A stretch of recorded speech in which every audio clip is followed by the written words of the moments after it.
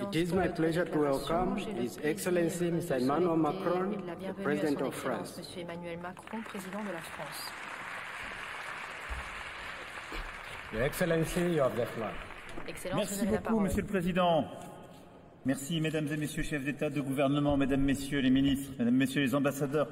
Je veux remercier Monsieur le Président, cher Mohamed Ben Zayed, pour l'accueil de cette conférence et son organisation. Tout protocole observé, je voulais essayer de ne pas répéter beaucoup de choses qui ont été déjà dites, même si c'est toujours difficile, et en particulier dans les discours d'ouverture, mais de faire quelques points d'action sur le moment où nous parlons et ce qu'il convient de faire dans les prochains mois et prochaines années. Il me semble que la priorité des priorités est que les pays les plus avancés sortent des énergies fossiles. Et donc nous avons les accords de Paris qui donnent une trajectoire. La France est engagée sur cette trajectoire.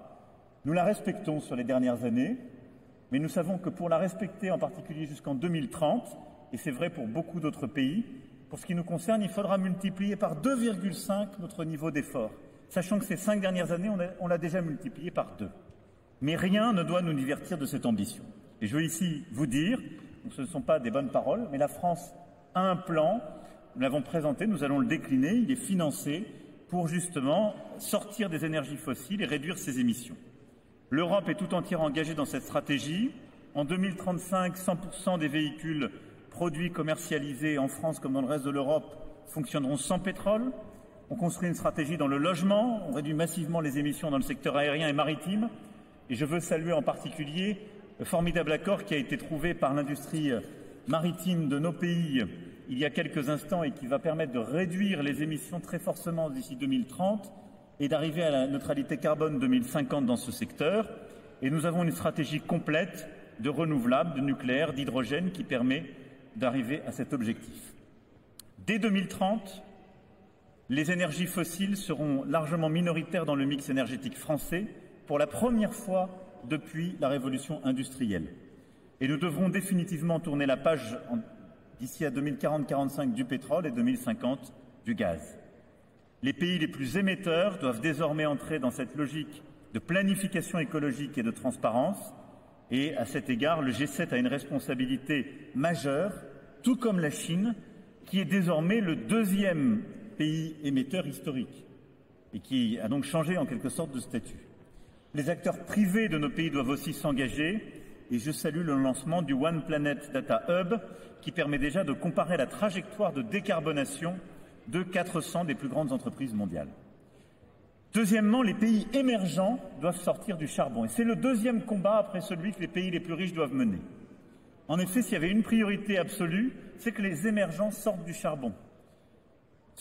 En effet, on doit permettre aux émergents le rattrapage économique. C'est un élément de justice. Mais ce rattrapage ne doit pas se faire sur la base d'énergies qui sont carbonées, et en particulier du charbon, et pour une raison simple. C'est qu'aujourd'hui, les centrales existantes, qui se concentrent largement en Asie aujourd'hui, émettront à elles seules suffisamment de CO2 pour que nous excédions la cible de 1,5 degré Celsius. Et donc, alors même que nous devrions chaque année retirer des capacités de production d'énergie basées sur le charbon, au moment où je vous parle, nous avons 500 gigawatts de nouvelles capacités de charbon qui sont en cours de planification. Et donc, s'il y a une absurdité au moment où nous nous parlons, s'il y a une vraie absurdité, elle est sur le charbon. Et donc, nous devons engager un virage absolu, majeur, complet sur ce sujet. D'abord, les pays du G7 doivent montrer l'exemple. Je saluais mon collègue Fumio Kishida qui est là et qui a eu à présider ce club, qui a été très courageux sur ce sujet. Mais les pays du G7 doivent montrer l'exemple et s'engager à mettre fin au charbon chez eux avant les autres, c'est-à-dire avant 2030. La France tiendra son engagement de sortir complètement et de fermer toutes ces centrales d'ici à 2027, c'est-à-dire sous le mandat qui est le mien. Je ne promets pas pour la suite, je promets, si je puis dire, maintenant. Ensuite, les pays les plus riches doivent aussi aider les émergents à sortir du charbon. Depuis la COP26 de Glasgow, le G7 a engagé près de 50 milliards de dollars dans des partenariats de transition énergétique juste, nos fameux JETP. On l'a fait avec l'Indonésie, le Vietnam, l'Afrique du Sud. Ce sont de bonnes méthodes. Il faut les poursuivre et les généraliser pour partout aider à sortir du charbon. Mais ce virage implique aussi d'être cohérent et on doit donc arrêter de subventionner les nouvelles centrales à charbon. Le G20 s'est engagé à Rome en 2021, mais on doit changer nos règles en matière de financement privé. Au moment où je vous parle, le secteur privé n'a aucune désincitation pour financer une centrale à charbon par rapport à du renouvelable ou autre. C'est totalement absurde. Et donc notre marché privé, notre système d'investissement dysfonctionne massivement et c'est choquant pour tout le monde. On doit donc inverser le système. Il doit y avoir dans les prochaines années un taux d'intérêt en quelque sorte pour le vert et un taux d'intérêt pour le brun. Et s'il y avait une priorité des financeurs, des agences de notation aujourd'hui pour être cohérents, ce serait de différencier ces taux d'intérêt qui a un vrai spread, parce qu'on n'intègre pas du tout le risque climatique. Et aujourd'hui, dans notre manière de noter, dans notre manière de regarder les investissements, on n'est pas du tout en train de prendre en considération qu'on continue à financer des actifs qui seront complètement dépréciés dans quelques années et qui sont incohérents avec notre stratégie mondiale. Tout ça, on va essayer de le lancer avec la Banque mondiale et nos partenaires dans le cadre de l'initiative Coal Transition Accelerator demain. Troisième remarque, on doit absolument assumer de mettre la politique commerciale au service de la transition écologique. Et ça, c'est une autre aberration, très sincèrement, que je voulais mettre sur la table, parce qu'on investit aujourd'hui dans le verdissement de nos industries sur le plan national ou régional, mais on continue à libéraliser les importations de produits polluants sur le plan international comme si de rien n'était. C'est un pari perdant et c'est un pari décourageant. Et je le dis aussi très clairement, on demande beaucoup d'efforts, en Europe par exemple, pour décarboner l'industrie, l'agriculture.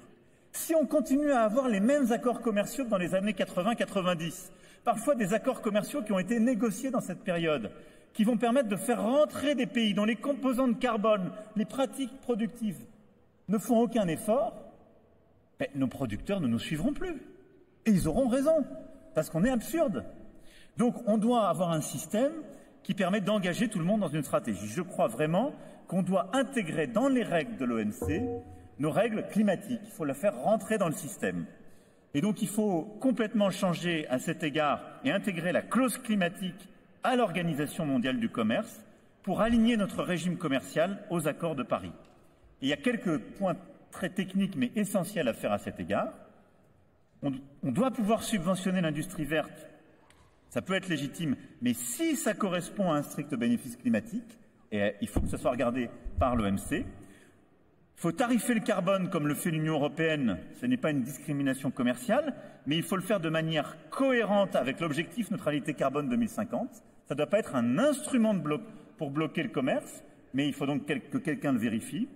Et il faut aussi libéraliser le commerce des biens environnementaux plutôt que le commerce des biens polluants, pour permettre là aussi que la transition énergétique et écologique se diffuse beaucoup plus vite.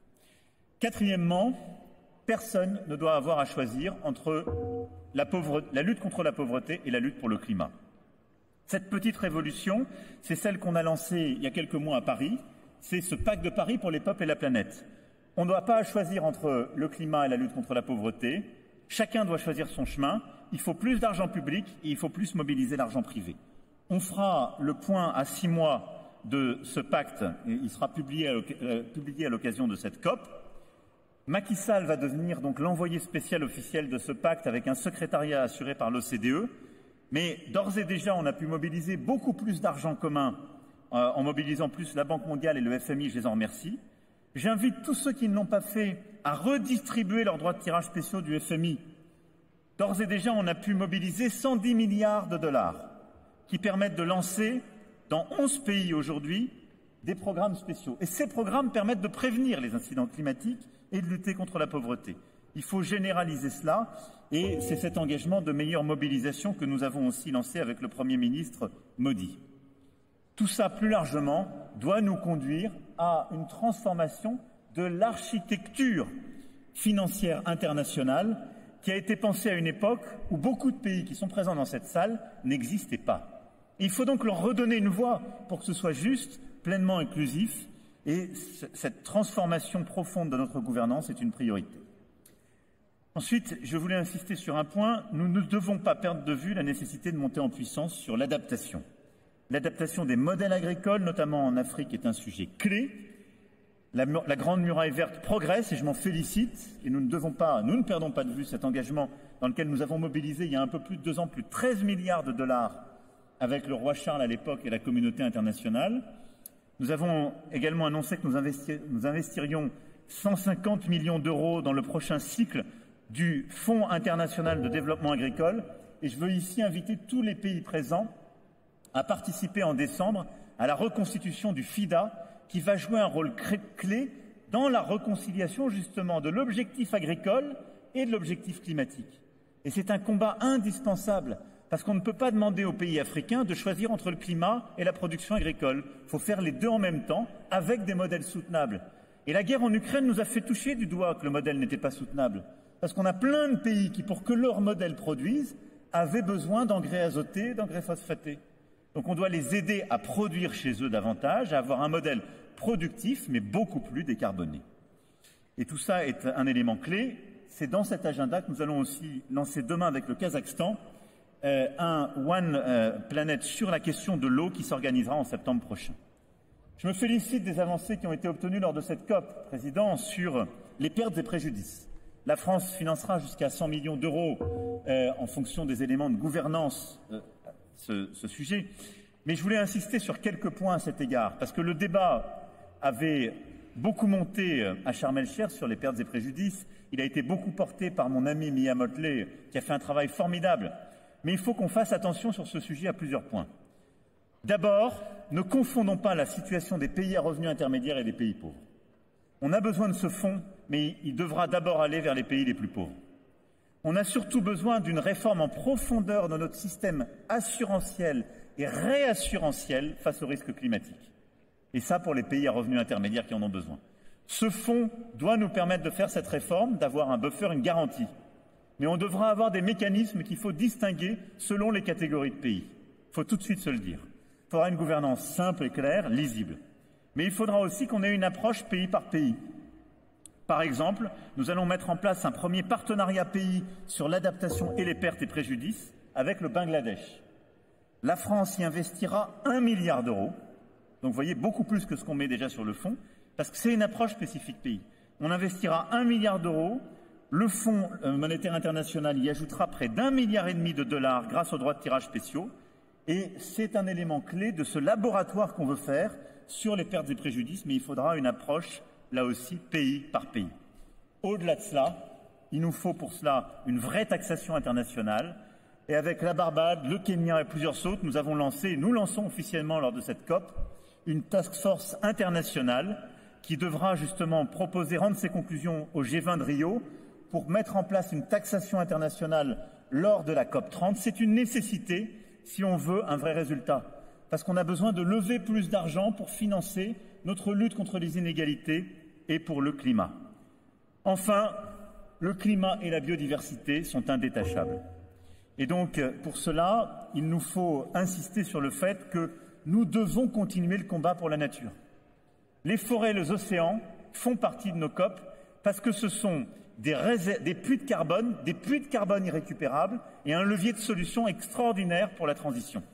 C'est pourquoi, à l'occasion de cette COP, on va continuer la mise en place d'abord d'une technique commune, mais je veux qu'on avance et qu'on accélère sur une vraie bourse des mécanismes communs de carbone et de biodiversité. On doit emmener beaucoup plus d'argent privé vers les pays qui préservent leurs forêts et leurs écosystèmes. On a lancé ça à Libreville en début d'année. On va conclure avec la Papouasie-Nouvelle-Guinée, la Guinée et le Congo, les premiers, justement, packages nationaux forestiers. Et l'idée, c'est de dire on met des crédits publics et privés sur les pays qui préservent leurs forêts.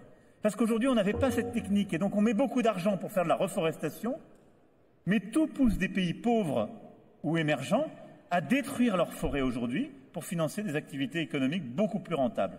C'est une urgence de mettre de l'argent dans ces approches pays par pays et d'avoir une méthodologie commune.